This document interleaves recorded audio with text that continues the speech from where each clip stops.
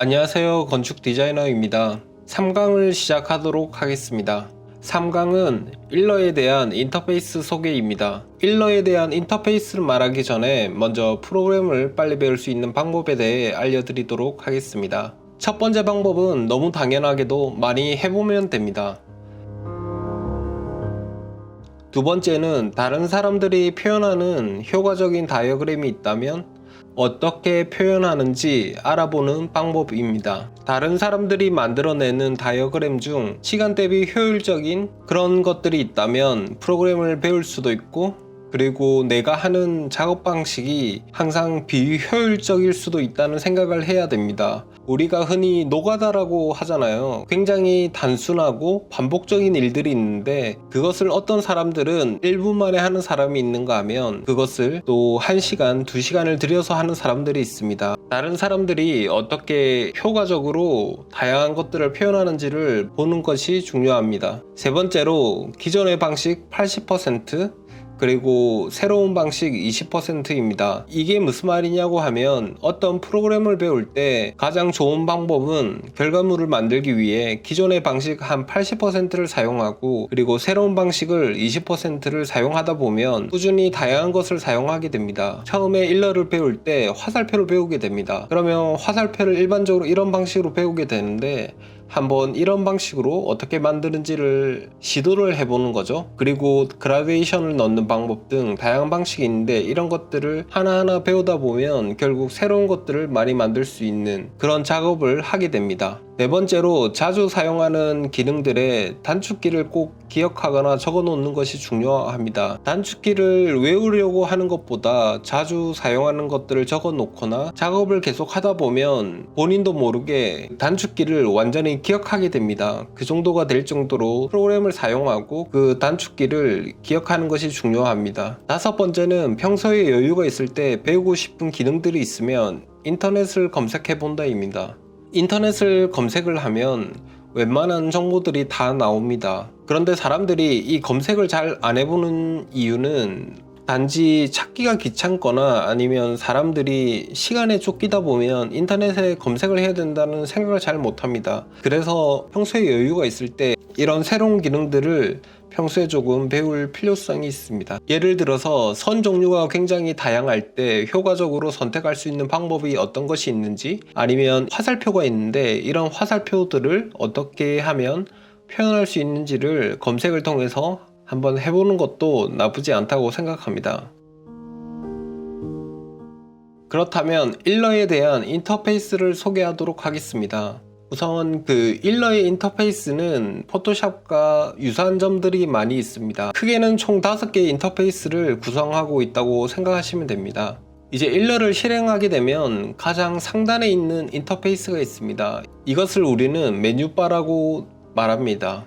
일러와 관련된 대부분의 메뉴가 있는 창을 말합니다. 두 번째로는 컨트롤 패널입니다. 이 컨트롤 패널은 오브젝트의 상태나 선택되는 오브젝트에 따라서 자동으로 변한다고 볼 수가 있습니다. 그러니까 쉽게 설명을 드리면 우리가 작업하는 것들을 바로 컨트롤할 수 있는 패널이라고 생각하시면 됩니다. 세 번째로는 도큐먼트입니다. 저희가 작업을 진행하게 되면 이 도큐먼트에서 작업을 하게 됩니다. 작업을 진행하는 창이라고 알아두시면 좋을 것 같습니다. 네 번째로 툴바입니다. 오브젝트를 그리면서 다루는 대부분의 툴이 이 툴바에 형성되어 있습니다. 다섯 번째로는 패널인데 자유롭게 하나씩 분리할 수도 있고, 어떻게 보면 툴바에 상세한 설정을 할 수 있는 어떤 오브젝트의 정렬이나 패스파인더와 같이 오브젝트를 합치거나 분리를 할 때, 아니면 선의 굵기를 바꿔줄 수 있는 상세한 정보들이 있는 것이 패널이라고 보시면 되겠습니다.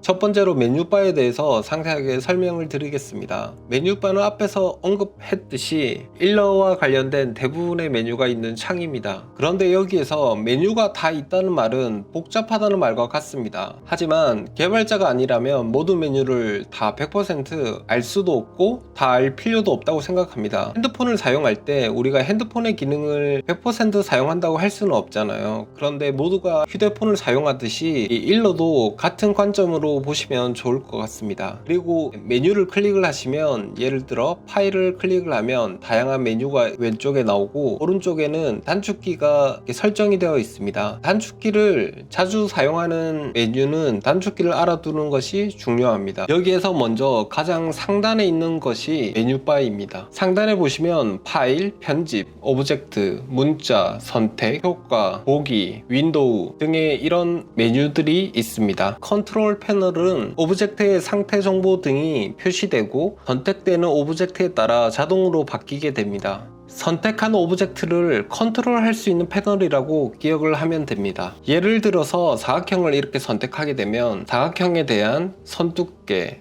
색 등에 대한 패널이 나오고 그리고 정렬에 대한 패널이 나옵니다. 이것이 컨트롤 패널에 나타나게 됩니다. 그리고 글자를 선택하면 글자와 관련된 이런 패널들이 뜨게 됩니다. 이 상단에 보시면 컨트롤 패널이 있습니다. 만약에 컨트롤 패널이 없으면 윈도우에 들어가서 계열하고 있습니다. 그리고 영어 버전엔 컨트롤이라고 적혀 있습니다. 이것을 눌러주면 뜨기도 하고 안 뜨기도 합니다. 이래서 먼저 컨트롤 패널을 열고 이 상태에서 사각형을 한번 그려주겠습니다. 여기 보면 사각형 도구가 있죠.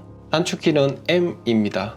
이것을 눌러주고 이렇게 드래그를 해주면 이런 사각형이 뜨게 됩니다. 이 사각형을 선택을 하게 되면 자동적으로 컨트롤 패널이 변하게 됩니다. 그리고 문자 도구인 T를 눌러주게 되면 문자가 이렇게 뜨게 되죠. 텍스트를 이렇게 선택을 하게 되면 아까처럼 텍스트에 대한 다양한 컨트롤 패널이 뜨게 됩니다. 그래서 이 컨트롤 패널은 내가 무엇을 선택했고 어떤 도구를 선택을 하고 있느냐에 따라 이것이 바뀐다고 생각해 주시면 좋을 것 같습니다. 그 다음은 도큐먼트입니다. 이 도큐먼트는 작업을 진행하는 창을 말합니다. 먼저 이 도큐먼트를 이해하기 위해서는 배지 혹은 영어로 아트보드를 알아야 됩니다. 아트보드의 이 개념을 알면 작업의 효율성이 높아지기도 합니다. 원래 저희가 흔히 알고 있는 것은 하나의 도큐멘트에 하나의 아트보드가 있습니다. 그런데 이 하나의 도큐먼트에 다양하게 아트보드를 만들 수도 있습니다. 아트보드의 단축키는 Shift O를 말합니다. 제가 예제로 보여드리도록 하겠습니다. 현재 이 사이즈는 A4 사이즈입니다. 원래는 이 하나의 파일에 보통 하나의 아트보드가 이렇게 있습니다. 아까 말씀드린 배지 도구 혹은 이 아트보드에 대한 것을 이렇게 누르면 하나의 대지가 있는 것이 나타나게 됩니다. 그래서 이 Shift O를 눌러서 이것의 사이즈를 수정을 할 수도 있습니다. 그리고 이것을 Alt를 눌러서 복사를 할 수도 있습니다.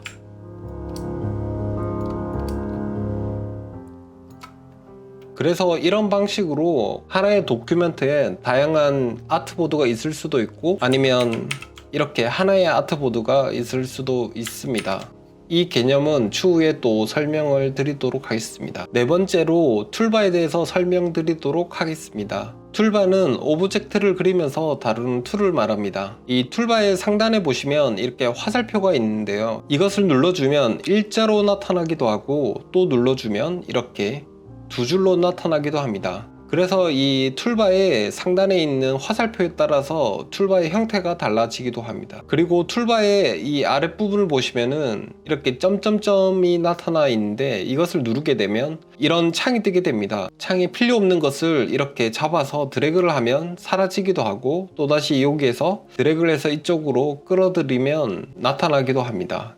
제가 일러를 실행해서 보여드리도록 하겠습니다. 일러에서 이 왼쪽을 보시면은 이 상단에 있는 화살표를 이렇게 누르면 두 줄이 되기도 하고 또 이렇게 누르면 한 줄이 되기도 합니다. 작업의 효율성을 위해서 저는 이렇게 보통 두 줄로 작업을 하고 있습니다. 그리고 앞서 설명드렸듯이 이 점점점 되어 있는 것을 누르게 되면 이렇게 다양한 창들이 뜨게 됩니다. 상단에 있는 것을 누르게 되면 이게 축소 파드로 누르게 되면 아이콘만 이렇게 뜨게 되고 이것을 목록 보기로 누르면 아래와 같이 뜨게 됩니다. 이 돋보기가 만약 필요가 없다고 하면 돋보기를 이렇게 드래그해서 안쪽으로 넣으면 이 아이콘이 사라지게 됩니다.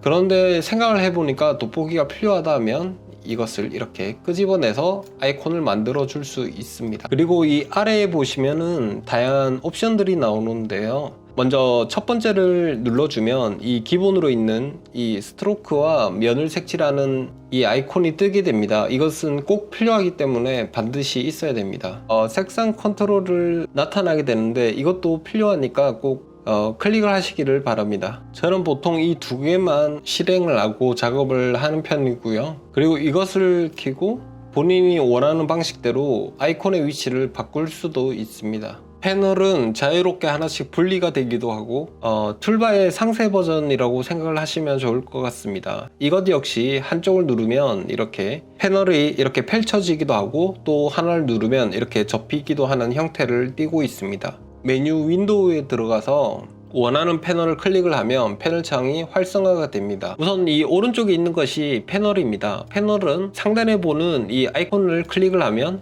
숨겨지기도 하고 또 누르면 이렇게 나타나기도 합니다. 먼저 기본적으로 작업 영역이 있습니다. 이 작업 영역에서 필수 클래식, 에센셜 클래식을 이렇게 선택하게 되면 그 에센셜 클래식에 맞는 어떤 형태가 나오게 됩니다. 이 상황에서 자주 사용하는 것들을 적절하게 배치를 해주면 되는데요. 먼저 이 필수 클래식이라는 것은 일러의 역사만큼이나 클래식한 그런 옵션이라고 보시면 됩니다. 필요에 따른 옵션들이 대부분 이렇게 나와 있기 때문에 작업을 하면서 맞는 스타일로 바꾸시면 되겠습니다. 그리고 여기 추가적으로 없는 옵션들은 윈도우에 들어가서 이런 다양한 것들을 클릭을 해서 만들면 되겠습니다. 그리고 본인의 작업 영역을 저장하고 싶으면 작업 영역에 들어가서 작업 영역 관리를 클릭합니다. 그럼 본인에 맞는 이름을 선택을 해서 확인을 눌러주면 이렇게 저장을 할 수가 있습니다. 저는 아키텍처로 저장이 되어 있기 때문에 아키텍처를 이렇게 누르면 제가 원하는 이 옵션대로 이렇게 뜨게 됩니다. 이번 강의를 통해서 일러스트에 대한 다양한 인터페이스에 대해 배워보았습니다. 그렇다면 다음 강좌부터는 일러를 사용할 때 자주 사용되는 단축키에 대해 알아보도록 하겠습니다.